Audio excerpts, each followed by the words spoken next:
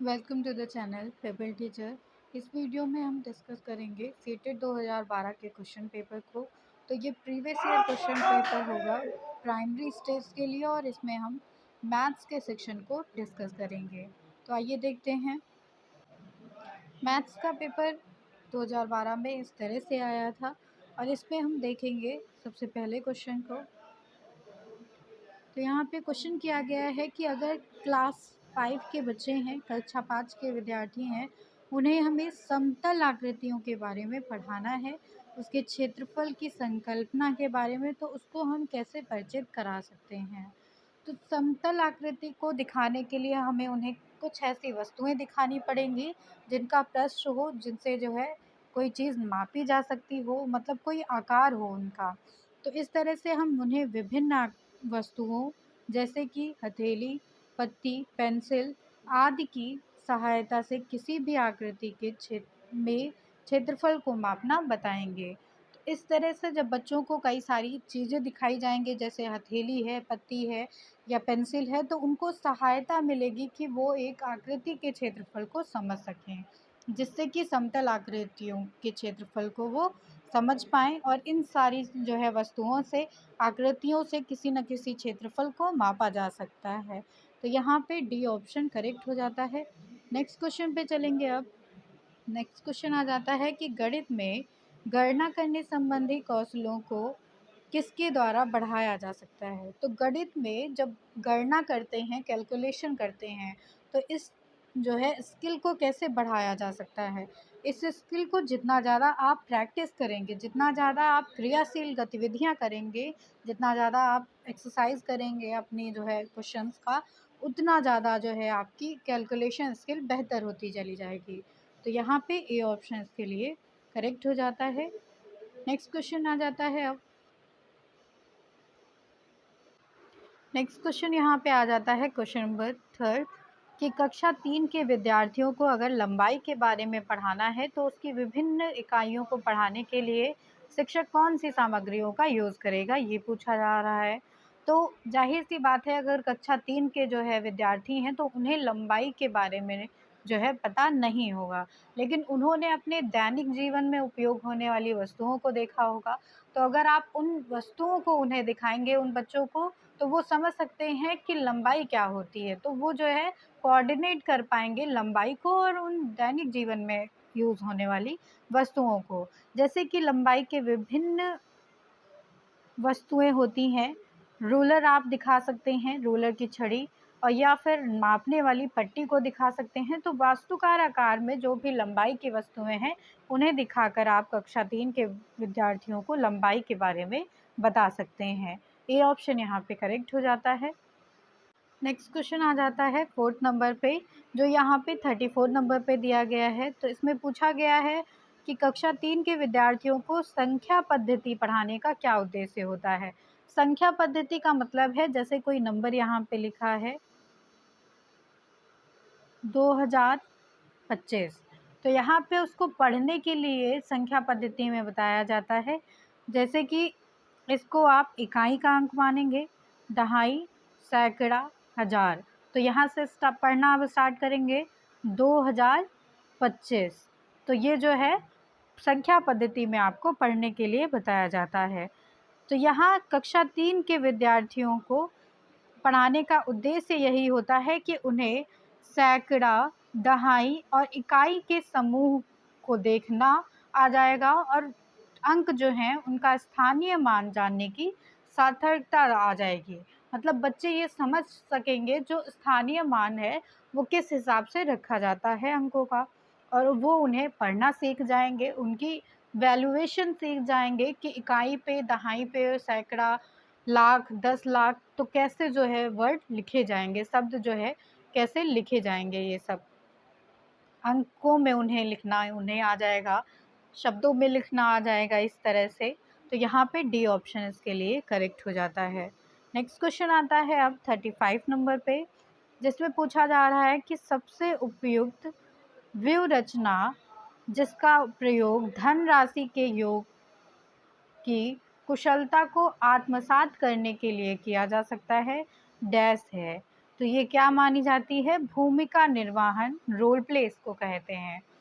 मतलब कि सबसे अच्छी टेक्निक कौन-सी होती है जिसका प्रयोग करते हैं हम धनराशि के योग की कुशलता को आत्मसात करने के लिए। जब बच्चे रोल प्ले में होते हैं तो उनको वो सिचुएशन जो है रियल लगती है, तो उनको जो है उस सिचुएशन में एक्ट करना बहुत अच्छे से आ जाता है। तो इसलिए यहाँ पे ए ऑप्शन करेक्ट हो जाता है इसके लिए। इसमें देखा जाता है कि धनराशि के योग की कुशलता को आत्मसात करने के लिए भूमिका निर्वाहन सबसे महत्वपूर्ण है। नेक्स्ट क्वेश्चन यहाँ पे आ जाता है 36 नंबर पे, जिसमें कहा जा रहा है कि एक शिक्षक आधार और स्थानीय मान की संकल्पना को समझाता है, विकसित करता है और उसने जो है कक्षा में निम्नलिखित पहेली का प्रयोग किया है, जिसमें कहा है कि मैं 8 दहाइयों और 4 इकाइयों से कम हूँ। तो इस गतिविधि का उद्देश्य क्या है टीचर का? तो इसका उद्देश्य हो जाता है कि कहीं न कहीं जो टीचर है वो ये बताना चाहता है कि जो दहाई का अंक है 8, वो आधार मान रहा है 10 को, और जो स्थानीय मान की संकल्पना है उसको दृढ़ कर रहा है। मतलब उसको जो है डिसाइडेड मान रहा है। तो यहाँ पे ए ऑप्शन करेक्ट हो जाता है इसके लिए। नेक्स्ट क्वेश्चन आ जाता है 37 नंबर पे, जिसमें कहा जा रहा है कि योग और व्याकरण पर आधारित शब्दों में दिए गए सवालों को हल करने की विद्यार्थियों में दक्षता का आकलन करने के लिए आकलन के शीर्षक हैं। तो आकलन करने के लिए जैसे कौन कौन से शीर्षक हैं वो आपको बताने हैं योग और व्याकरण के आधार पर। तो योग और व्याकरण के आधार पर सबसे पहले सवाल का बोधन करना चाहिए। मतलब सवाल को पहले समझना चाहिए कि क्या कह रहा है, क्या पूछा जा रहा है आपसे। इसके बाद निष्पादित की जाने वाली संक्रिया की पहचान की जानी चाहिए। मतलब आपको इसमें क्या निकालना है ये पता होना चाहिए। फिर समस्या का गणितीय रूप में निरूपण करना चाहिए। इसके बाद आप एक स्टेप आगे बढ़ेंगे तो देखेंगे कि जो क्वेश्चन है उसको आप सॉल्व करेंगे इसमें। फिर समस्या का समाधान करेंगे और उसका जो है प्रेजेंटेशन करेंगे, प्रस्तुतिकरण करेंगे इसमें। तो ये जो है एक आकलन का जो है शीर्षक रहता है योग और व्याकरण के लिए। डी ऑप्शन यहाँ पे करेक्ट हो जाता है। नेक्स्ट क्वेश्चन यहाँ पे आ जाता है 38 नंबर पर, जिसमें कहा गया है कि सुश्री रेना है जो दशमलव के गुणन की संकल्पना को समझने के लिए दशमलव के गुणन की संकल्पना का मतलब आप समझ रहे हैं यहाँ पे कि जो पॉइंट है उसको कैसे इनटू किया जाता है दूसरे पॉइंट से, इसका कॉन्सेप्ट यहाँ पे समझाने के लिए शिक्षण करने के लिए ग्रिड गतिविधि का प्रयोग करती हैं वो। तो वो जो ग्रिड पद्धति है वो इस तरह से है, ये जो आपको चित्र में दिखाई गई है उसका जो है एक नीचे नमूना दिया गया है। तो ये नमूना है इसका, इसमें देखते हैं। तो इसमें जो आप देख रहे हैं कि इधर जो है ऊपर की साइड में जो बॉक्सेस दिए गए हैं उनका यहाँ पे मान दिया गया है 0.3। उसके बाद जो ये लंबाई में एक दी गई है पूरे बॉक्सेस की श्रृंखला, उसका मान हो जाता है 0.2। और उसके बाद ये जो ओवरलैप करते हैं पूरा, ये यहाँ से लेकर यहाँ तक का जो बॉक्स है वो दोनों ही साइड आता है। इसलिए इसको जब इंटू करेंगे 0.2 को और 0.3 को, तो यहाँ पे मान आ जाता है इसका 0.06। तो 0.06 जो वैल्यू है वो इतने पार्ट की है यहाँ पर जहाँ पर ओवरलैप करता है। इस पद्धति के द्वारा सुश्री रेना क्या समझाना चाहती हैं वो आपसे पूछा जा रहा है। तो इसमें ऑप्शन सही हो जाता है कि वो यहाँ पे कॉन्सेप्ट को समझा रही हैं और कैसे प्रोसेस होता है और कैसे प्रॉब्लम सॉल्विंग की जाती है उस प्रोसेस को पूरा यहाँ पे समझाया जा रहा है इस ग्रिड पद्धति के द्वारा।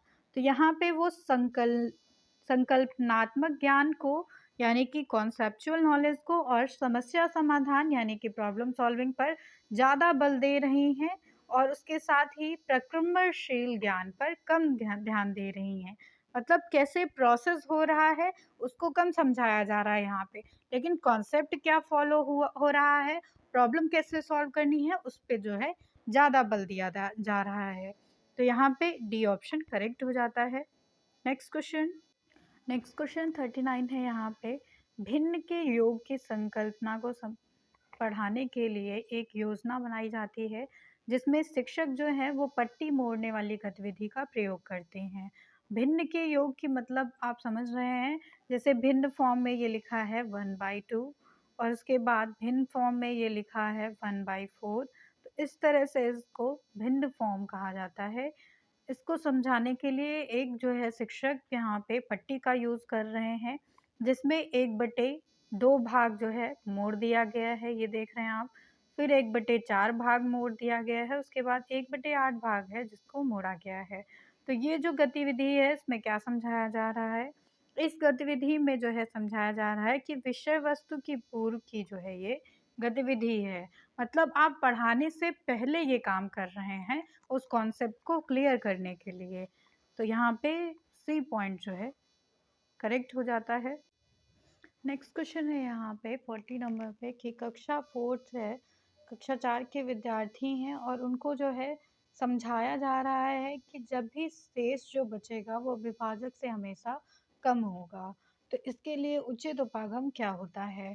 तो शेष हमेशा वो विभाजक से कम होगा, इसका मतलब है कि जो रिमाइंडर बचता है वो हमेशा जिससे हम डिवाइड करेंगे उससे कम रहता है। इसके लिए ज़रूरी है कि बच्चों को ये बताया जाए कि वस्तुओं को विभाजक के गुणजों की समूहीकृत करना सिखाया जाए।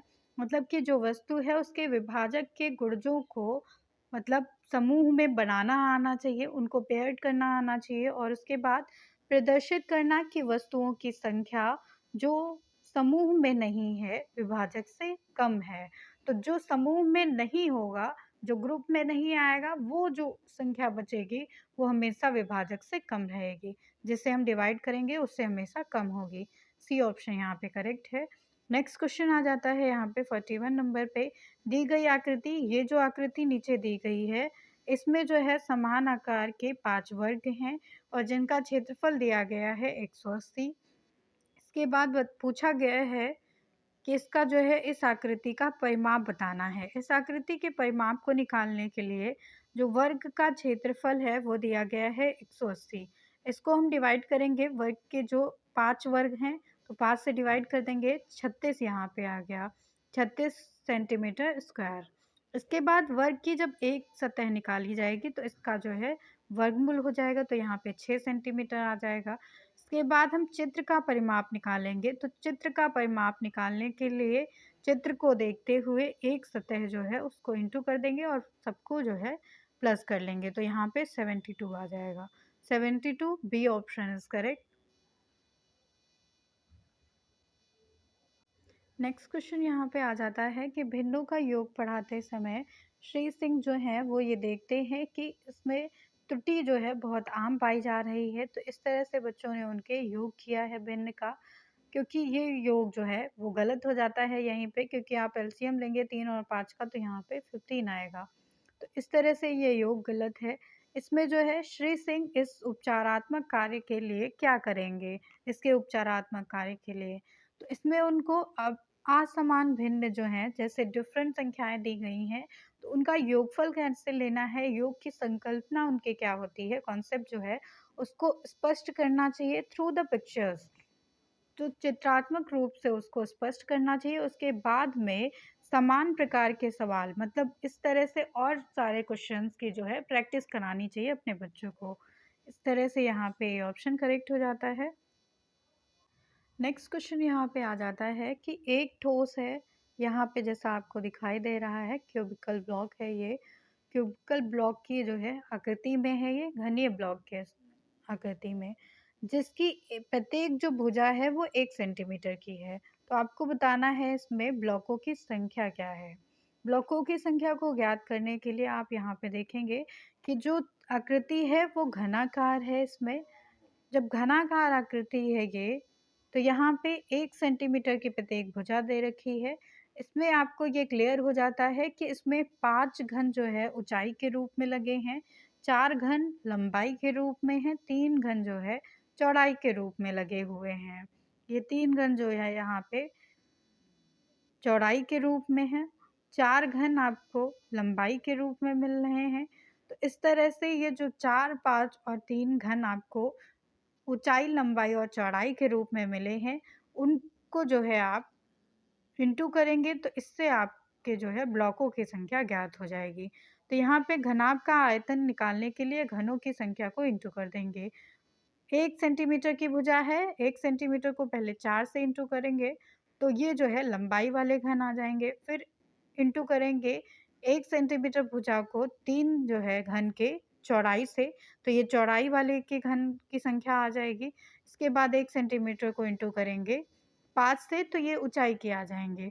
इन सबको आपस में इंटू कर लेंगे तो यहाँ पे 60 आता है, जो घनाभ का आयतन बताता है। तो यही 60 जो है बताएगा कि ब्लॉकों की संख्या 60 है यहाँ पे। ये ऑप्शन करेक्ट है यहाँ पे। नेक्स्ट क्वेश्चन है यहाँ पे एनसीएफ 2005 राष्ट्रीय पाठ्यचर्या के द्वारा बताया गया है कि गणित में चिंतन और तर्कना का एक तरीका शामिल होता है। इस दृष्टिकोण को किसके द्वारा प्राप्त किया जा सकता है? तो किसके द्वारा प्राप्त किया जा सकता है इसे? खोजबीन उपागम का प्रयोग करके। तो जब बच्चों को ये अपॉर्चुनिटी दी जाती है कि वो अपने आप एक्सप्लोर कर सकते हैं चीज़ों को। उसके बाद हस्तचालकों का उपयोग करके और संकल्पनाओं का वास्तविक जीवन से जोड़कर। तो जितने भी कॉन्सेप्ट हैं उनको रियल लाइफ सिचुएशन से जोड़ना चाहिए, ताकि बच्चे उस पर चर्चा कर सकें, उस पर जो है नए-नए पॉइंट्स को खोज सकें। इस तरह से यहाँ पे गणित में जो है तर्कना और चिंतन की शक्ति पहले से निहित होती है। ये ऑप्शन यहाँ पे करेक्ट हो जाता है। नेक्स्ट क्वेश्चन आ जाता है रेंजू लेक जो है गति संवेदी यानी कि काइनेस्थेटिक शिक्षार्थी हैं, स्टूडेंट हैं, और उनकी जो शिक्षिका हैं सुश्री नेहा उसकी अधिगम शैली को समझाती हैं और उसकी गुणन की संकल्पना को स्पष्ट करती हैं। यानी कि इंटू कैसे किया जाता है इसके कॉन्सेप्ट को वो क्लियर करती हैं यहाँ पे। उन्होंने निम्नलिखित में से किस व्यूहरचना का इसमें चयन किया है वो आपको यहाँ बताना है। तो उन्होंने सारे पहाड़ों को याद करने के लिए बल दिया है, या फिर 2 और 3 आदि के गुणज प्राप्त करने के लिए 2 भिन्न रंगों के मोती के धागों का प्रयोग किया है, या कटवा गिनती मतलब इस तरह से उन्होंने समझाया है गुणन को, या फिर लास्ट ऑप्शन हो जाता है यहाँ पे कि आड़ी तिरछी रेखाओं पर प्रतिच्छेद बिंदुओं को गिनने के लिए कहा है। तो ये ऑप्शन सबसे करेक्ट हो जाता है यहाँ पे कि अलग अलग तरह की रेखाएं हैं उस पे उन्होंने प्रतिच्छेद बिंदु जो हैं, पॉइंट्स जो हैं, उनको गिनने के लिए कहा है, जिससे बच्चा जो है वो गुणन के कॉन्सेप्ट को अच्छे से समझ सकता है। डी ऑप्शन यहाँ पे करेक्ट हो जाता है। नेक्स्ट क्वेश्चन आ जाता है यहाँ पे 46 नंबर पे। कक्षा सेकंड है, सेकंड क्लास के बच्चे जो है अबेकस का प्रयोग करते हैं, तो इसमें डैश में विद्यार्थियों को सहायता नहीं मिलती है। अगर वो अबेकस का यूज़ कर रहे हैं तो उसमें किसके लिए उन्हें सहायता नहीं मिलेगी? तो उन्हें जो है शब्दों में दी गई संख्याओं के समान संख्यांक लिखने के लिए समस्या आती है इसमें। तो यहाँ पे बी ऑप्शन करेक्ट हो जाता है इसके लिए।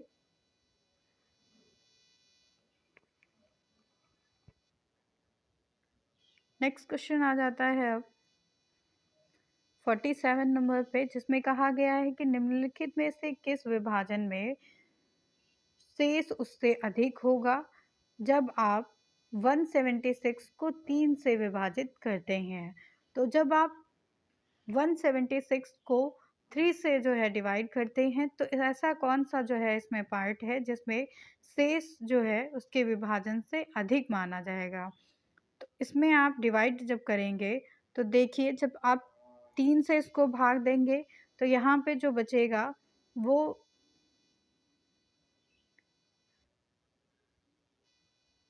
58 सही 2/3 बचता है यहाँ पे, तो शेषफल यहाँ पे 2 रह जाएगा। फिर जो है आप देखिए, आप भाग 3 से दे रहे हैं, शेषफल अगर 2 है यहाँ पे तो इसका मतलब है कि वो जो है कम है से विभाजन से। इसके बाद अगर 153 को आप डिवाइड करते हैं 5 से तो यहाँ पे जो विभाजन बन आता है वो 54 सही 3/5 आ जाता है। तो विभाजन जो है वो 5 आ जाता है यहाँ पे और शेषफल यहाँ पे 3 रह जाता है। तो ये जो कंडीशन है वो सी जो पॉइंट है वो सेटिस्फाइड करता है। बाकी सब यहाँ पे जो है वो शेषफल जो है कम हो जाते हैं। शेषफल यहाँ पे अधिक हो जाता है विभाजन से। नेक्स्ट क्वेश्चन आ जाता है अब 500 सेंटीमीटर है, 50 मीटर है और 5 किलोमीटर है। तो यहाँ पे आप इनकी जो है यूनिट्स को पहले एक करिए। 1 मीटर में 100 सेंटीमीटर होते हैं, 1 किलोमीटर में 1000 मीटर होते हैं। तो आप सबको एक ही यूनिट में रखिए। 500 सेंटीमीटर को जब चेंज करेंगे मीटर में तो ये जो है यहाँ पे 5 हो जाएगा, क्योंकि 1 मीटर में 100 सेंटीमीटर होते हैं। तो यहाँ पे 5 मीटर हुआ।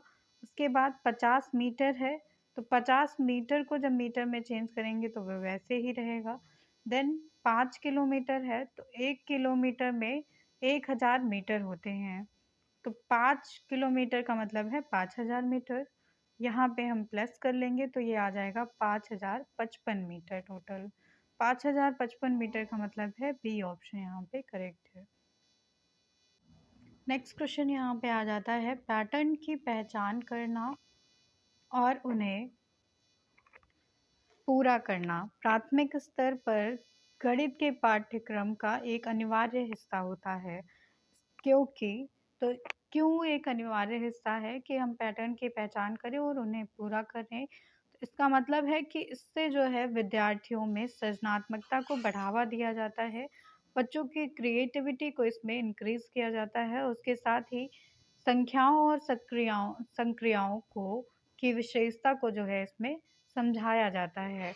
मतलब जो लेटर्स जो नंबर्स होते हैं उनको समझाया जाता है और उसके जो कॉन्सेप्ट हैं उसको जो है यहाँ पे उसकी विशेषताओं को बच्चों को समझाया जाता है। सी ऑप्शन यहाँ पे करेक्ट हो जाता है। नेक्स्ट क्वेश्चन है यहाँ पे 63606 में 6 के स्थानीय मानों का योगफल बताना है। तो ये जो नंबर है इसमें जो है बताना है कि स्थानीय मान क्या क्या है जो है 6 का। तो इसको लिखने के लिए सॉल्व करने के लिए 6 यहाँ पे सबसे पहले आपको दिखाई दे रहा है और ये जो मान है वो इकाई, दहाई, सैकड़ा, हज़ार, 10,000 पे है। तो 6 जो है इसमें ज़ीरो लगा देंगे 4 बार। जिस नंबर पे होगा उतने ही ज़ीरो इसमें लगाए जाएंगे। देन 6 जो है वो 2 नंबर्स के बाद में है, तो यहाँ पे 6 लिखा, 2 नंबर्स लिख लिए। फिर जो 6 है वो लास्ट में ही है, तो इसको जो है हम प्लस करेंगे। अब यहाँ पे जो मान आएगा वो 60606 आ जाएगा और यही जो है करेक्ट आंसर हो जाएगा, जो कि डी ऑप्शन में है। तो डी ऑप्शन यहाँ पे करेक्ट हो जाता है। तो यहाँ पे स्थानीय मान का मतलब हो जाता है कि जो संख्या जिस स्थान पर है वही उसका स्थानीय मान है। नेक्स्ट क्वेश्चन आ जाता है 51 नंबर पे। यहाँ पे दिया गया है 5671 और उसके अंकों को पलट देने पर जो संख्या प्राप्त होगी उसमें आपसे अंतर पूछा जा रहा है। तो इसके लिए जो है आपको संख्या पलटनी पड़ेगी। 5671 है यहाँ पे, उसके बाद जब पलटेंगे तो ये 17 और 65 हो जाएगा। को जो है माइनस करेंगे जब हम, तो यहाँ पे आ जाता है 6093। 6093 आ जाता है यहाँ पे सी ऑप्शन में, इसलिए यहाँ पे सी ऑप्शन करेक्ट हो जाता है। नेक्स्ट क्वेश्चन अब आ जाता है यहाँ पे 52 नंबर पे, जिसमें कहा जा रहा है कि नीचे दिए गए पैटर्न का अध्ययन करना है। 1 इंटू 1 हुआ तो यहाँ पे 1 आ रहा है। 11 इंटू 11 हुआ तो यहाँ पे 121 आ रहा है। इसके बाद 101 गुणे 101 हुआ तो यहाँ पे 123 आ गया और 21 आ गया। फिर तो इस तरह से ये जो पैटर्न दिया गया है उसमें पूछा जा रहा है कि यहाँ पे जो संख्या है 11111 मतलब कि 5 टाइम 1 और 5 टाइम 1 को जब इंटू करेंगे तो क्या संख्या आएगी। तो इस तरह से आप देख रहे हैं यहाँ पे ये पैटर्न जो फॉलो हो रहा है उसमें साफ साफ दिखाई दे रहा है कि जब जिस संख्या से आप इंटू कर रहे हैं वो वहाँ पे लिख दे रहे हैं। फिर 2 नंबर से आप इंटू कर रहे हैं यहाँ पे अगर, तो पहले 1 2 लिखेंगे, देन डिसेंडिंग ऑर्डर 1 आ जाएगा। फिर अगर 3 संख्याएँ हैं 11 की यहाँ पे 1 1 की, तो आप इसको लिखने के लिए 1 2 3 तक जाते हैं, फिर यहाँ से 3 के बाद डिसेंडिंग ऑर्डर 2 और 1 पे आ जाएँगे। इस तरह से आप देख पा रहे हैं जब आप इसको इंटू करेंगे 5 टाइम 1 5 टाइम 1 को इंटू करते हैं, तो सीधे लिखते चले जाइए 5 तक, 1 टू 5 लिखिए, तो 1 2 3 4 5 लिखेंगे सबसे पहले, फिर 5 से यहाँ पे डिसेंडिंग ऑर्डर में आ जाते हैं। डिसेंडिंग ऑर्डर में इसमें जो है 4 3 2 1 लिख देंगे, तो ये जो है आंसर करेक्ट हो जाएगा यहाँ पे। इसके लिए यहाँ पे डी ऑप्शन करेक्ट हो जाता है। नेक्स्ट क्वेश्चन यहाँ पे 53 नंबर पे आ जाता है कि निम्नलिखित में से कौन सा सही क्रम है वो आपको बताना है। तो सही क्रम के लिए पहला ऑप्शन दिया गया है कि 1000 के पूर्ववर्ती जो होंगे वो 999 होंगे, तो ये गलत है। यहाँ पे पूर्ववर्ती का मतलब ही हो जाता है कि पीछे की संख्या जो होगी वो लिखी जाएगी यहाँ पे सबसे पहले, और उसके बाद 1000 का पूर्ववर्ती का परवर्ती यहाँ पे 1001 बताया जा रहा है। तो यहाँ पे जो परवर्ती होता है उसका मतलब है कि आगे की संख्या ही सबसे पहले इसमें लिखी जाएगी। आगे की संख्या लिखने का मतलब है यहाँ पे कि जो 1000 का परवर्ती होता है वो यहाँ पे नहीं बताया गया है।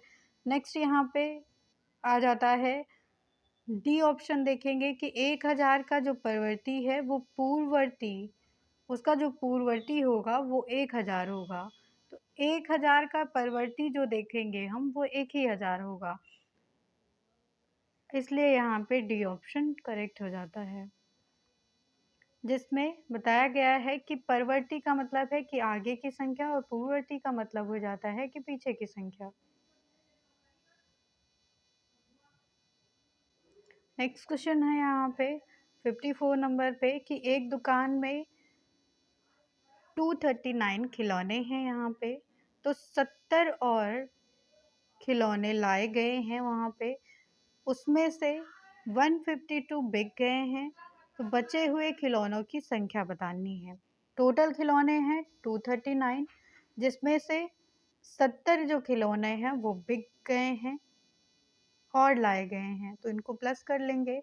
बिके हैं 153, तो उनको माइनस कर देंगे इसमें से, तो ये जो संख्या बनेगी वो बी ऑप्शन में बन रही है, यहाँ पे बी ऑप्शन करेक्ट है। नेक्स्ट क्वेश्चन है यहाँ पे, एक पेंसिल का मूल्य जो है 2.5 रुपये है, अमित इसे 2.5 दर्जन पेंसिल खरीद लेते हैं यहाँ पे। तो अमित जब 2.5 दर्जन पेंसिलें खरीदेंगे यहाँ पे, तो दुकानदार को 100 रुपये का एक नोट देते हैं वो, उसके कितने रुपए वहाँ पे वापस किए जाएंगे दुकानदार के द्वारा, वो आपको बताने हैं यहाँ पे। तो इसका मतलब है कि जब वो 2.5 दर्जन खरीदते हैं तो एक दर्जन में 12 पेंसिल होती हैं, प्लस 2.5 का मतलब है यहाँ पे, तो यहाँ पे एक दर्जन में 12 वस्तुएं आती हैं, 2.5 दर्जन उसने लिया है, 18 गुणे 2.5, तो यहाँ पे 45 आ गया। उसके बाद दुकानदार ने कितने रुपए वापस किए हैं उसके लिए यहाँ पे 100 से माइनस कर देंगे 45 को, तो आ जाएगा 55। इसका मतलब है कि दुकानदार ने 55 रुपये जो है यहाँ पे वापस किए हैं। सी ऑप्शन करेक्ट है। नेक्स्ट क्वेश्चन आ जाता है अब, जिसमें पूछा जा रहा है कि 3759 इंटू किया गया है 599573 को, तो 9573 से जब इंटू करेंगे तो इसका गुणनफल करने पे दहाई का अंक और इकाई का अंक का योग पूछा जा रहा है। दहाई और इकाई के अंक को इसमें देखना है, इसका जब इंटू करेंगे तो ये संख्या आती है। इसमें जो इस संख्या में इकाई का अंक है वो 7 यहाँ पे आ रहा है, दहाई का अंक 0 आ रहा है यहाँ पे। 7 और 0 को जब प्लस करेंगे यहाँ पे तो 7 ही आ जाएगा। 7 दिया गया है यहाँ पे डी ऑप्शन में, तो डी ऑप्शन यहाँ पे करेक्ट हो जाता है। इसके लिए आप जो है पीछे की संख्याओं को इंटू करके भी देख सकते हैं। डी ऑप्शन यहाँ पे करेक्ट है। यहाँ पे पूछा जा रहा है कि 2:58 PM से 4 आवर 59 मिनट पहले का टाइम क्या रहा है। तो इसके लिए आप इन नंबर्स को 24 आवर्स में देख लेंगे। तो 24 आवर्स में जब इसको देखा जाएगा तो ये 14:58 हो जाएगा। 2:58 जो पीएम हो रहा है उसको 14:58 पीएम लिखा जाएगा यहाँ पे। तो इसमें से 4 घंटे जो टाइम दे रखा है उसको माइनस कर देंगे। 4 आवर 59 मिनट्स इसमें से जब माइनस किए जाएंगे तो यहाँ पे आ जाता है 9:59। तो ये जो है एम हो जाएगा 9:59 यहाँ पे, क्योंकि यहाँ पे 2:58 जो था वो पीएम में था। करेक्ट ऑप्शन हो जाता है option number D. Next question आ जाता है यहाँ पे 58 नंबर पे, जिसमें पूछा जा रहा है 19,000, 19 सैकड़े और 19 इकाइयाँ डैश के बराबर हैं, तो उनको कैसे लिखेंगे ये पूछा जा रहा है। 19,000 जब लिखेंगे तो 1,000 यहाँ पे लिखा, 19 सैकड़ा के मतलब 100 से इंटू किया और 19 इकाई का मतलब 1 से इंटू किया। इसको इंटू करके प्लस कर लेंगे तो ये जो है आ जाएगा 20,919। ये ऑप्शन हो जाता है ऑप्शन फर्स्ट यहाँ पे करेक्ट है। ये ऑप्शन यहाँ पे करेक्ट हो जाता है। नेक्स्ट क्वेश्चन जो आ जाता है यहाँ पे वो है यदि 567 को 567 से विभाजित करते हैं तो यहाँ पे क्या आएगा। तो इसको विभाजित करने के लिए 3 संख्याएं दी गई हैं, तो 3 संख्याएं पहले आप एक बार में विभाजित करेंगे तो यहाँ पे 1 से शुरुआत होगी। देन 2 ज़ीरो आप यहाँ पे बढ़ा देंगे, फिर 2 संख्याएं नोट कर लेंगे, तब आगे डिवाइड करेंगे तो वो भी एक बार में ही चला जाएगा। तो यहाँ पे 1111 इसी पैटर्न को फॉलो करते हुए आगे संख्याएं डिवाइड हो जाएंगी, जिससे पता चलता है कि यहाँ पे बी ऑप्शन करेक्ट है। नेक्स्ट क्वेश्चन नंबर आ जाता है 1/2 में कितने 1/8 हैं। तो आप देख रहे हैं कि 1/2 में कितने 1/8 हैं, इसके लिए ज़रूरी हो जाता है कि 1/2 को डिवाइड करें 1/8 से, तो यहाँ पे संख्याएं पलट जाएंगी। तो 1/8 इंटू हो जाएगा 8/1 से, तो इसके लिए यहाँ पे 4 आ जाता है। 4 जब आ जाता है तो इसको 4 टाइम्स प्लस कर लेते हैं यहाँ पे, जिसमें आ जाता है 4/8। 4/8 जब आएगा तो ये बचेगा 1/2। 1/2 जब यहाँ पे बच रहा है तो इसका मतलब है कि 1/8 को 4 बार जोड़ने पर 1/4 प्राप्त होता है। तो यहाँ पे 4 टाइम्स करेक्ट ऑप्शन हो जाता है ए। इस तरह से हमने मैथ्स के क्वेश्चन यहाँ पे देखे। Thank you everyone.